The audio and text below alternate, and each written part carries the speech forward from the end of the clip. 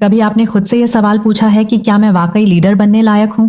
क्या मैं उस कुर्सी पर बैठने के बाद भी वैसी ही इंसान रहूंगी जैसी आज हूँ?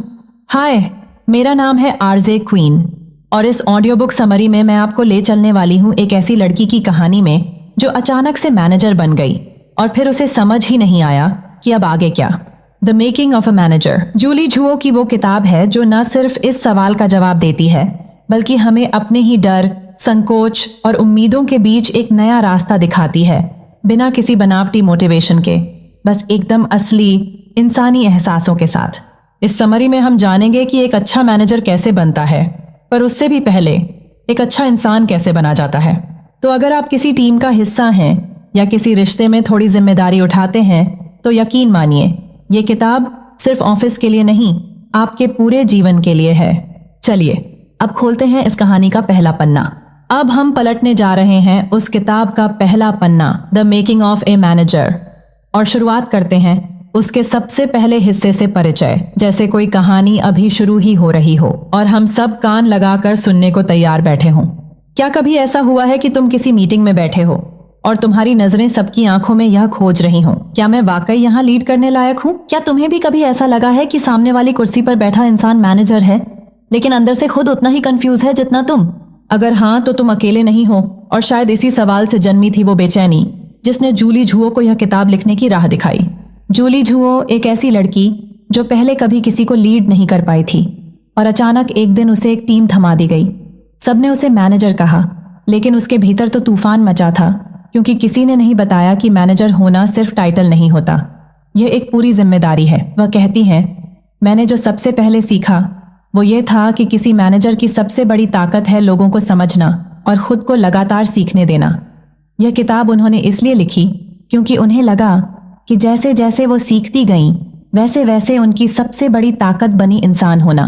और अब अगर मैं आरजे क्वीन की तरह बोलूं तो मानो मैं उस मीटिंग रूम में हूं जहां सब मेरी तरफ देख रहे हैं और मेरे हाथ कांप रहे हैं। मुझे याद है मेरी जिंदगी की पहली टीम मीटिंग में जब सबने मेरी तरफ देखा और मैंने बस हल्के से मुस्कुरा दिया, लेकिन अंदर से मेरी आवाज तक जवाब दे रही थी। मुझे नहीं पता था कि मुझे क्या कहना है, कहाँ से शुरुआत करनी है, और सबसे ज्यादा मुझे खुद नहीं पता था कि क्या मैं लीडर बनने लायक हूँ। और उस दिन मुझे समझ आया कि असली नेतृत्व तब शुरू होता है जब हम यह मान लेते हैं कि हमें सब कुछ नहीं आता लेकिन हम सब कुछ सीख सकते हैं। मैंने उस दिन पहली बार खुद से कहा, शायद मैनेजर बनने के लिए लाउड और परफेक्ट होना जरूरी नहीं, शायद सेंसिटिव और सुनने वाला होना ही सबसे बड़ी ताकत है। और तब से मैंने सीखा कि मैनेजर का मतलब है एक ऐसा इंसान जो हर दिन थोड़ा और बेहतर इंसान बनने की कोशिश करता है ताकि उसकी टीम भी वैसी ही बन सके।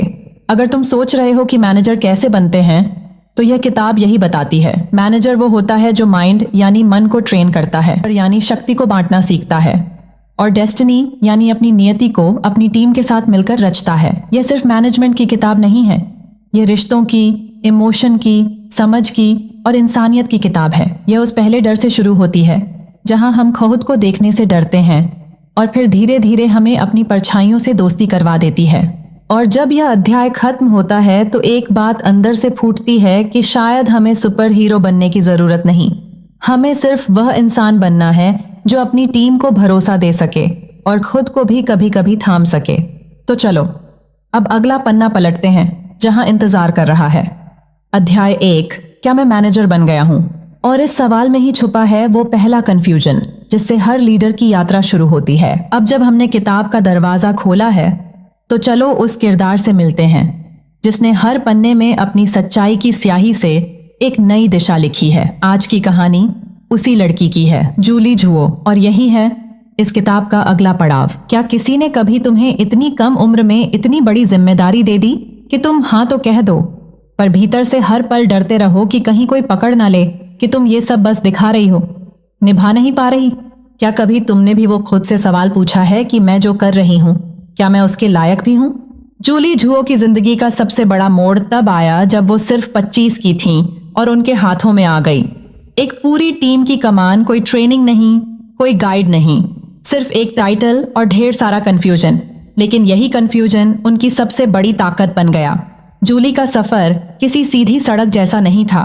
वो खुद कहती हैं कि उन्होंने जितना मैनेजर बनने के बारे में सोचा था उससे ज्यादा उन्होंने तो इंसान समझना सीखा और यही वजह थी कि उन्होंने ये किताब लिखी ताकि जो डर उन्होंने जिया वो अगली लड़की को कम लगे और जो सवाल उन्होंने खुद से पूछे वो किसी और के जवाब बन सकें।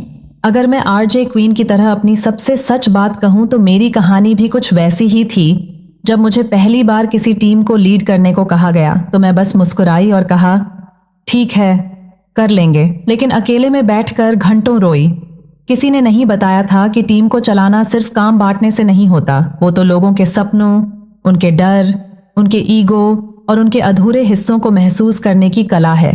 और उस उम्र में जब मैं खुद को ही नहीं जानती थी, मुझे दूसरों के लिए रास्ता बनाना था, मैंने गलतियां की, कई बार लड़खड़ाई, लेकिन हर बार जब मेरी टीम में से किसी ने कहा तुमसे बात करके हल्का लगा तो मुझे लगा शायद मैं कुछ ठीक कर रही हूँ। यही जूली की आत्मा है कि लीडरशिप किसी किताब से नहीं आती, वो तो आती है उन छोटे छोटे लम्हों से जब हम डरते हुए भी आगे बढ़ते हैं। आज जब भी कोई मुझसे पूछता है लीडर कैसे बने तो मैं बस एक बात कहती हूँ, पहले इंसान बनो, और यही इस किताब की रूह है।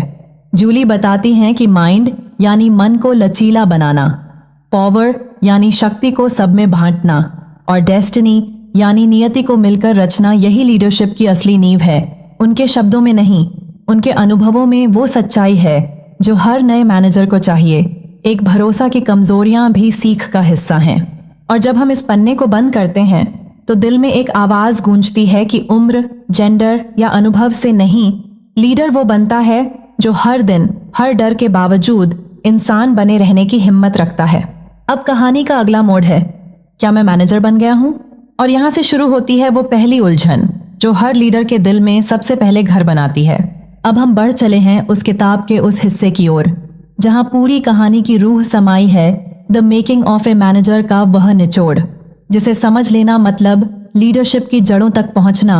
आज की यह बात है उस सार की जिसे जूली झुओ ने अपने हर अनुभव, हर गिरावट, हर छोटी जीत से गढ़ा है। क्या वाकई किसी टीम को लीड करना सिर्फ डेडलाइन तय करने, काम बांटने और टारगेट पूरा करवाने का नाम है, या फिर मैनेजर बनने का मतलब कहीं गहराई में जाकर कुछ ऐसा छूना है जो टीम के हर सदस्य की जिंदगी को बदल सके? जूली झुओ यही पूछती हैं और जवाब में एक पूरी किताब दे जाती हैं।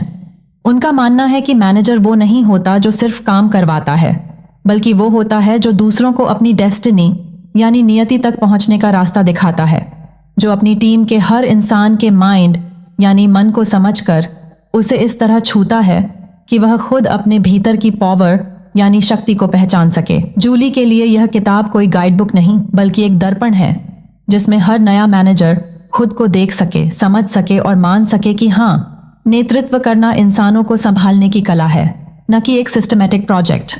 मुझे याद है जब पहली बार मैंने किसी टीम की जिम्मेदारी उठाई थी तो मुझे लगा कि मुझे सब कुछ कंट्रोल करना होगा, सबको एकसार चलाना होगा, सबको परफेक्ट बनाना होगा। लेकिन जैसे जैसे मैंने गिरते और संभलते जाना, एक बात साफ होती गई, लीडर वो होता है जो पहले सुनता है, फिर समझता है और फिर धीरे से आगे बढ़ाता है। मैंने सीखा कि किसी की कमजोरी को उसकी हार समझ लेना आसान होता है, लेकिन किसी की कमजोरी को उसकी ताकत में बदलने का इंतजार करना, यही असली मैनेजमेंट है। जब मैंने अपनी एक टीम मेंबर को उसकी धीमी पर काम की गहराई समझते हुए स्पेस दी तो कुछ महीनों में वही लड़की पूरी टीम की रीढ़ बन गई। और तब मुझे समझ आया कि मैनेजर बनना सिर्फ प्रोसेस चलाना नहीं होता, बल्कि लोगों के भीतर के भरोसे को धीरे से जगाना होता है। यह किताब उसी भरोसे की भाषा है। The making of a manager हमें सिखाती है कि लीडरशिप कोई गिवन टाइटल नहीं, यह हर दिन, हर चुनौती, हर बातचीत में अर्जित की गई जगह होती है। मैनेजर वो होता है जो एक वक्त पर न सिर्फ टीम को दिशा दे बल्कि खुद की सीमाओं को भी पार करता रहे। यह किताब उस सफर की साथी है जहां हम सीखते हैं कि जब हम लोगों को सुनते हैं, उनकी अच्छाइयां देख पाते हैं, उन्हें बेहतर बनने की आज़ादी देते हैं, तभी असली नेतृत्व जन्म लेता है। और जब यह अध्याय अपना आखिरी एहसास छोड़ता है तो दिल कहता है, अगर मैनेजर बनना है तो पहले एक ऐसा इंसान बनो जिसकी मौजूदगी में दूसरा इंसान खुद पर यकीन करना सीख जाए। अब किताब का अगला पन्ना है, क्या मैं मैनेजर बन गया हूँ? जहां से शुरू होती है वह भीतरी उलझन, जब हम किसी नई भूमिका को निभा तो रहे होते हैं लेकिन यकीन नहीं होता कि हम सच में बदल चुके हैं। अब जब हम इस किताब के अगले पन्ने पर पहुंचे हैं तो ये हिस्सा ठीक वैसा है जैसे कोई तुम्हारे कांपते कदमों के पास आकर धीरे से कहे, रुको, डरो मत, तुम अकेले नहीं हो। यह किताब क्यों जरूरी है? नए मैनेजरों के लिए यही है आज की कहानी का दिल, वही हिस्सा जहां जूली जुओ हर नए लीडर को थामने के लिए अपना हाथ बढ़ाती हैं। क्या पहली बार कोई टीम सौंपे जाने पर तुम्हारा दिल तेज नहीं धड़कता? क्या रात को सोते हुए बार बार यही डर नहीं आता कि कहीं कोई समझ न जाए कि तुम्हें खुद भी नहीं पता कि तुम क्या कर रहे हो? क्या कभी किसी के सामने मुस्कुराते हुए भीतर से खुद को चीखते हुए सुना है, क्या मैं वाकई इस लायक हूँ? यही सवाल इस किताब की जमीन है। जूली जुओ जानती हैं कि लीडर बनना किसी मेडल की तरह नहीं टंगा जाता, वो एक डर की तरह आता है, एक उलझन की तरह, एक ऐसी जिम्मेदारी की तरह जो दिखती तो ग्लैमरस है लेकिन महसूस होती है तोड़ देने वाली। और इसीलिए ये किताब जरूरी है, क्योंकि यह उन सब के लिए है जो पहली बार किसी की उम्मीद बनते हैं और जिनके पास जवाब कम, सवाल ज्यादा होते हैं। जूली के लिए ये किताब सिर्फ लेखन नहीं थी, यह एक निगोशिएशन यानी बातचीत थी उनके उस बीते हुए डर के साथ, जब उन्हें लगा था कि वो अकेली हैं और आज वो चाहती हैं कि कोई और उस अकेलेपन में न जिए। मुझे आज भी याद है वो सुबह जब मुझे पहली बार किसी प्रोजेक्ट का नेतृत्व सौंपा गया था कि मुस्कान में जितना कॉन्फिडेंस दिख रहा था, अंदर उतना ही हड़कंप मचा था। मुझे नहीं पता था कि सामने वाले की आंखों में कैसे देखा जाए, कैसे भरोसा दिलाया जाए, और सबसे ज्यादा जब मुझे खुद पर भरोसा नहीं था तो किसी और को मुझ पर कैसे हो सकता था। उस दिन मेरे भीतर से एक आवाज आई, सीखते जाओ, क्योंकि यहीं से बनना शुरू होता है। मैंने सीखा कि हर लीडरशिप मूवमेंट एक अभ्यास होता है, माइंड यानी मन की सजगता का, पावर यानी शक्ति को संतुलन से बांटने का, और डेस्टिनी यानी नियति को केवल अपने लिए नहीं सबके साथ मिलकर गढ़ने का। और यही तो जूली इस किताब में हर शब्द के साथ करती हैं। वो तुम्हें रास्ता नहीं दिखाती बल्कि रास्ता खोजने की हिम्मत देती हैं। अगर तुम भी पहली बार किसी को लीड कर रहे हो और अंदर से ये डर तुम्हारा पीछा नहीं छोड़ता कि अगर मैं फेल हो गई तो बस इतना याद रखो कि फेल होना मैनेजर बनने से नहीं रोकता, लेकिन डर में अटक जाना रोक देता है। इस किताब की यही आत्मा है कि तुम जहां हो, जैसे हो, वहीं से सीखना शुरू करो, क्योंकि नेतृत्व कोई विरासत नहीं, यह हर दिन खुद से की गई एक नई शुरुआत है। और जब यह अध्याय खत्म होता है तो भीतर एक हल्की लेकिन ठोस आवाज गूंजती है कि शायद लीडर बनने की सबसे पहली और जरूरी योग्यता है एक सच्चा इंसान बने रहना। अब अगला पन्ना ले चलने वाला है, क्या मैं मैनेजर बन गया हूँ? और यहीं से खुलती है उस पहचान की पहली गांठ, जब हम नई भूमिका को निभा तो रहे होते हैं लेकिन भीतर अभी भी वही पुराने हम रह जाते हैं। अब जब हम इस किताब के पहले अध्याय की दहलीज पर हैं तो यह वो पल है जब कोई कहानी अपना असली रूप दिखाने लगती है, जैसे किसी धुंधले आईने में पहली बार चेहरा साफ दिखे। और यही है आज का पन्ना, मैनेजर की भूमिका को समझना, वो पहला एहसास जहां लीडरशिप सिर्फ एक भूमिका नहीं बल्कि एक रिश्ता बन जाती है। क्या वाकई एक अच्छा मैनेजर वो होता है जो बस काम समय पर करवा दे, या फिर वो होता है जो अपने लोगों की परछाइयों को भी उतनी ही नजाकत से देख सके जितनी उम्मीदों को? जूली जुओ जब इस अध्याय को लिख रही थीं, तब वो खुद उस मोड़ पर थीं जहां उन्हें एहसास हुआ कि उनका काम सिर्फ टास्क बांटना नहीं बल्कि इंसानों को गढ़ना है। उन्होंने देखा कि एक टीम वही नहीं होती जो परफॉर्म करती है, टीम वो होती है जो एक दूसरे को महसूस कर सके, जो मुश्किलों में भी साथ खड़ी रह सके। और एक मैनेजर वही होता है जो उस साथ को संभालता है, वही होता है जो लोगों को उनके डर के पार लेकर जाता है, माइंड हिकाय यानी मन की उलझनों को समझकर उन्हें पावर यानी शक्ति की ओर मोड़ देता है, और धीरे धीरे उनकी डेस्टिनी यानी नियति को उस जगह ले आता है जहां वे खुद को बेहतर देख सकें। इसीलिए जूली कहती हैं कि मैनेजर बनना मतलब लोगों की जर्नी का वो साइलेंट साथी बनना जो ज्यादा बोलता नहीं पर सबसे ज्यादा देखता है। अगर मैं आरजे क्वीन की तरह अपने भीतर से बोलूं तो मैं जानती हूं वो क्या फीलिंग होती है जब तुम पहली बार किसी की उम्मीद बनते हो। मुझे याद है मेरी टीम में एक लड़की थी जो हमेशा सबसे पीछे रहती थी। वो अपनी आवाज से नहीं, आंखों से बोलती थी। शुरुआत में मैं भी वही करती रही जो एक नया मैनेजर करता है, टास्क बांटे, डेडलाइन तय की और अपडेट पूछे।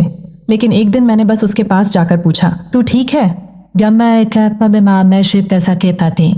और उस एक लाइन ने उसके भीतर की पूरी दीवार तोड़ दी। उसने पहली बार किसी टीम मीटिंग में बात की और फिर धीरे धीरे वह सबसे ज्यादा भरोसेमंद इंसान बन गई। तब मुझे समझ आया कि लीडरशिप वह नहीं जो ऊंची आवाज में सुनाई दे, बल्कि वह होती है जो खामोशियों में महसूस हो। यह अध्याय तुम्हें यही सिखाता है कि एक अच्छा मैनेजर वह नहीं जो सबका कंट्रोल रखे।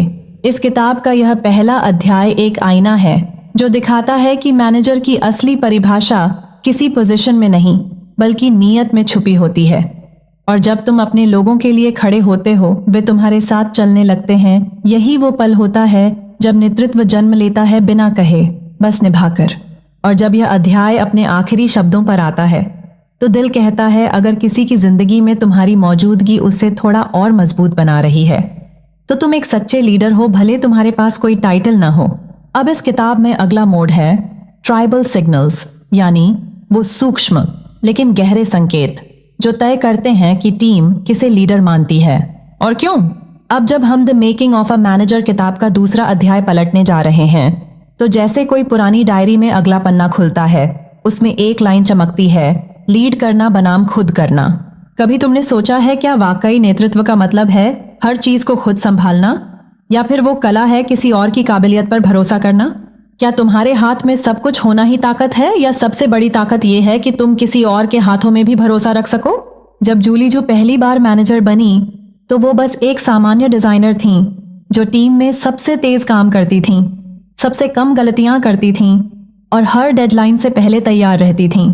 पर जब उन्हें प्रमोशन मिला, जब लोगों को लीड करने का मौका मिला, तो उनके भीतर एक डर पैदा हुआ कि कहीं लोग उन्हें बेवकूफ न समझ लें, कहीं उन्हें साबित न करना पड़े कि वो सब कुछ जानती हैं। और उस डर के चलते शुरू में उन्होंने वही किया जो ज्यादातर नए मैनेजर करते हैं, हर चीज खुद करने की कोशिश।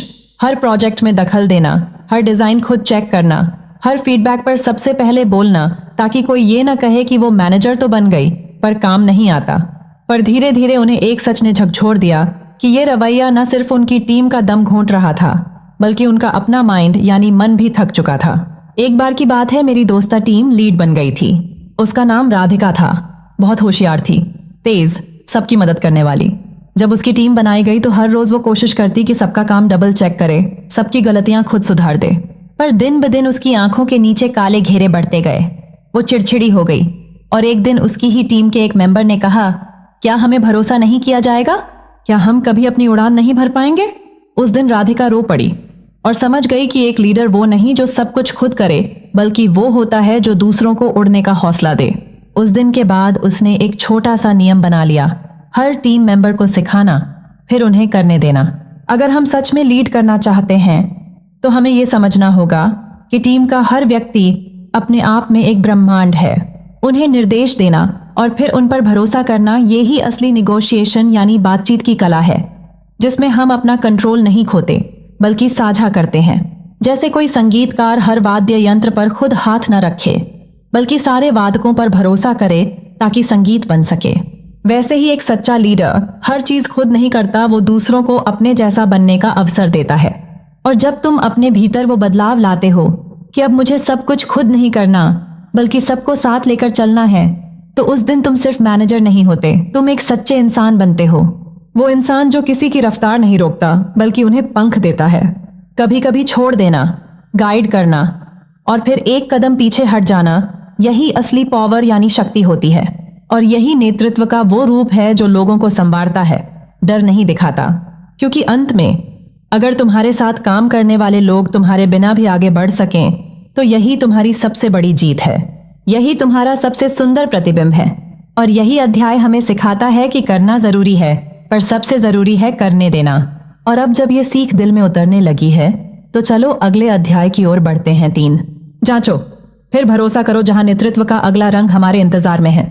अब the making of a manager किताब का तीसरा अध्याय खुलने वाला है। एक ऐसा अध्याय जो हमें याद दिलाता है कि कोई भी अकेले आसमान तक नहीं पहुंचता, साथ चलने वाले कंधे ही रास्ते की उड़ान बनाते हैं। क्या तुमने कभी सोचा है कि एक ऐसी टीम कैसी दिखती है जिसमें हर सदस्य एक दूसरे पर बिना शर्त भरोसा करता हो, जहां कोई किसी की पीठ पीछे बातें नहीं करता, जहां संवाद इतना साफ और खुला होता है कि असहमति भी अपनापन लगती है, जहां लोग सिर्फ काम करने नहीं एक दूसरे को बेहतर इंसान बनाने आते हों? क्या ऐसी टीम वाकई मुमकिन है? लेखिका जूली झाओ ने जब पहली बार एक मैनेजर की कुर्सी संभाली थी तब उन्हें लगा था कि टीम लीड करना शायद प्रोजेक्ट मैनेज करने जैसा ही कुछ होगा। काम बांट देना, डेडलाइन सेट कर देना, फिर रिजल्ट का इंतजार करना। लेकिन जैसे जैसे उन्होंने लोगों के दिलों में झांकना शुरू किया, उन्होंने जाना कि असली लीडर वही होता है जो काम नहीं इंसानों को समझता है। उन्होंने यह अध्याय उन पलों की याद में लिखा जब उन्होंने देखा कि एक टीम सिर्फ स्किल से नहीं बल्कि रिश्तों से बनती है। जब लोगों के बीच भरोसे की डोर मजबूत होती है तब असंभव से लगने वाले काम भी मुमकिन हो जाते हैं। मुझे याद है जब मैंने अपनी पहली टीम के साथ एक छोटा सा रेडियो शो शुरू किया था। सब अपने अपने काम में माहिर थे, लेकिन भीतर कहीं एक डर था, क्या हम एक साथ टिक पाएंगे। एक दिन शो के दौरान कुछ गड़बड़ हो गई, लाइव कॉलर की लाइन कट गई और सब पैनिक कर गए। उस पल मैंने देखा कि हमारी सबसे नई टीम मेंबर ने बिना किसी हिचकिचाहट के आगे बढ़कर माइक संभाल लिया। कोई आदेश नहीं था, कोई निर्देश नहीं, सिर्फ एक भरोसा था कि अगर मैं चूक जाऊं तो कोई मुझे थाम लेगा। उसी दिन मुझे समझ आया कि टीम वर्क का मतलब होता है हम एक दूसरे के लिए हैं, सिर्फ काम में नहीं, भावनाओं में भी। अगर तुम भी एक टीम लीड कर रहे हो या किसी टीम का हिस्सा हो तो आज बस इतना करो, अपनी टीम के हर सदस्य से एक ऐसा संवाद शुरू करो जिसमें काम का कोई जिक्र ना हो, बस इंसानियत हो। किसी से पूछो कि उसकी माँ की तबीयत कैसी है, किसी से जानो कि वो वीकेंड में क्या पढ़ रहा है। जब हम इंसान को उसकी भूमिका के पीछे देखना शुरू करते हैं तब भरोसा पनपता है, और जब भरोसा होता है तो फिर टैलेंट सिर्फ एक्स्ट्रा चमक बन जाता है, नींव नहीं। शायद यही वजह है कि एक असरदार टीम सिर्फ टैलेंट से नहीं बल्कि उस अनदेखे धागे से बनती है जो विश्वास कहलाता है, और उस धागे को हम संवाद और समझदारी से बुनते हैं। टीम कोई टास्क फोर्स नहीं, वो एक दिल होता है जो कई धड़कनों से मिलकर बना है। अगर उसमें एक भी धड़कन कमजोर पड़ जाए तो पूरी लय बिखर जाती है, और इस लय को बनाए रखने के लिए अगला अध्याय हमें सिखाने वाला है 4 लोगों की मदद कैसे करें बढ़ने में, क्योंकि हर लीडर का असली इम्तिहान तब होता है जब वो अपने लोगों को वहां तक पहुंचने में मदद करता है जहां वे खुद भी कभी नहीं सोचे थे। अब हम पलटने जा रहे हैं the making of a manager का वो पन्ना जो उस रिश्ते की बुनियाद पर लिखा गया है जहां 2 इंसान काम तो कर रहे हैं लेकिन बीच में एक अनकही डोर होती है, भरोसे की, सम्मान की और सीखने की। यह है अगला अध्याय, फीडबैक देना और लेना। एक सवाल तुमसे पूछना चाहती हूँ, क्या कभी किसी ने तुम्हें कुछ ऐसा कहा है जिसने तुम्हारे भीतर की नींव हिला दी हो और फिर वक्त के साथ महसूस हुआ हो कि वो एक वाक्य, एक फीडबैक तुम्हारी जिंदगी की दिशा बदल गया? जब जूली जुओ पहली बार मैनेजर बनी थी तो उनके पास न तो कोई मैनेजमेंट डिग्री थी न ही किसी टीम को संभालने का अनुभव, लेकिन उनके पास एक चीज थी, जिज्ञासा। और इसी जिज्ञासा ने उन्हें हर फीडबैक को एक तोहफे की तरह देखना सिखाया, भले ही वो तोहफा कभी कभी कांटों से लिपटा होता था। उन्होंने जाना कि जब हम किसी को फीडबैक देते हैं तो हम सिर्फ उनके काम पर टिप्पणी नहीं करते, हम उनकी पहचान को छूते हैं। और जब हम फीडबैक लेते हैं तो हम या तो सिकुड़ जाते हैं या खिल जाते हैं, उस बात पर निर्भर करता है कि वो कैसे कहा गया और हमने कैसे सुना। मैं तुम्हें एक कहानी सुनाती हूँ, मेरी अपनी। कुछ बरस पहले मैंने अपने रेडियो शो पर एक एपिसोड किया था जो मेरी नज़र में बेहतरीन था, दिल से निकला हुआ। लेकिन अगले दिन मेरी सीनियर प्रोड्यूसर ने कहा, तुम भावनाओं में तो गहरे उतरती हो पर कभी कभी श्रोताओं को सांस लेने का वक्त नहीं देती। पहले तो मुझे लगा जैसे किसी ने मेरी धड़कनों पर उंगली रख दी हो। क्या मैं बहुत तेज बोलती हूँ? क्या मैं घुसने देती ही नहीं किसी को अपने जज्बातों में? लेकिन उस रात जब मैं रिकॉर्डिंग फिर से सुन रही थी तो मुझे एहसास हुआ, हाँ, शायद मैं अपनी बातों से इतने रंग उड़ेल देती हूँ कि सामने वाला रंग पहचान ही नहीं पाता। मैंने सीखा कि फीडबैक एक आईना है, कभी कभी धुंधला, कभी चुभता हुआ, पर अगर ईमानदार हो तो हमें हमारा असली चेहरा दिखा देता है। और अगर देने वाला करुणा से भरा हो तो वो आईना सिर्फ सच नहीं दिखाता, वो हमें बदलने की हिम्मत भी देता है। सच ये है कि अगर कोई मैनेजर सिर्फ टारगेट्स के पीछे भागे लेकिन टीम को कभी नहीं बताए कि वो कैसे और क्यों बेहतर कर सकते हैं तो वो काफिला कहीं नहीं जाएगा। और अगर टीम का कोई सदस्य फीडबैक को सिर्फ आलोचना मानकर खुद को बंद कर ले तो उसकी उड़ान वहीं थम जाएगी। इसलिए अगर आज तुम किसी की टीम का हिस्सा हो या किसी के लीडर हो तो बस इतना याद रखो कि फीडबैक देना एक नाजुक डांस है। न ज्यादा पास आओ, न बहुत दूर रहो। और जब कोई तुम्हें कुछ कहे तो अपने माइंड यानी मन को खुला रखो, क्योंकि वहां से ही डेस्टिनी यानी भविष्य की दिशा तय होती है। हो सकता है कोई बात पहली बार में बुरी लगे, पर क्या पता वही बात तुम्हें वहां पहुंचा दे जहां तुम हमेशा जाना चाहते थे। कभी कभी एक ईमानदार फीडबैक तुम्हारे भीतर छुपे उस हिस्से को जगा देता है जो खुद को भूल चुका होता है। और जब तुम किसी को सच्चे दिल से बिना नीचा दिखाए फीडबैक देते हो तो तुम उन्हें उनके बेहतर संस्करण से मिलवा रहे होते हो। और क्या पता शायद वो तुम्हें इसके लिए हमेशा याद रखें। अगली बार जब तुम किसी को कुछ कहो या कोई तुम्हें कुछ कहे तो थोड़ी देर रुककर सोच लेना क्या ये शब्द किसी को गिराने के लिए हैं या उठाने के लिए? और शायद वहीं से शुरू हो एक नया रिश्ता भरोसे का, बदलाव का और इंसानियत का। और अब इसी किताब का अगला अध्याय अपनी बारी का इंतजार कर रहा है। अपनी टीम के लिए लक्ष्य और उद्देश्य तय करना, जहां हम जानेंगे कि एक लीडर अपने लोगों को केवल काम नहीं देता बल्कि उन्हें अर्थ देता है, दिशा देता है। अब जब मैंने दी मेकिंग ऑफ अ मैनेजर नाम की किताब से पहले 4 अध्यायों की परतें खोल ली हैं, आज हम उस किताब के 5वें अध्याय पर आते हैं, जिसका नाम है मुश्किल बातचीत करना सीखना। जैसे जिंदगी की वो रात जब सब कुछ कहने को होता है लेकिन शब्द हलक में अटक जाते हैं, वैसी ही होती है ये मुश्किल बातचीत। तो आज बात उस पन्ने की जो बहुत से लोग पढ़ना तो चाहते हैं पर बोलने से डरते हैं। क्या तुमने कभी किसी अपने को कुछ ऐसा सच कहने की कोशिश की है जो उसके दिल को तोड़ सकता है, लेकिन फिर भी अगर नहीं कहा जाए तो दोनों के बीच कुछ गलत जड़ें जमा लेता है? क्या कभी लगा है कि कुछ बातें अगर अभी नहीं बोली तो बाद में वो रिश्ते को निगल जाएंगी, लेकिन फिर भी डर के मारे तुम चुप रह गए? यही डर टालने की आदत बन जाता है, और टालना धीरे धीरे एक मैनेजर की सबसे बड़ी कमजोरी बन जाती है। लीडर बनना सिर्फ काम बांटना नहीं होता, वो तो असली लीडरशिप की पहली सीढ़ी है। पर जूली झू ने यह अध्याय तब लिखा जब वो खुद एक ऐसे दौर से गुजर रही थीं जहां उन्हें अपने ही साथी से एक मुश्किल बातचीत करनी थी।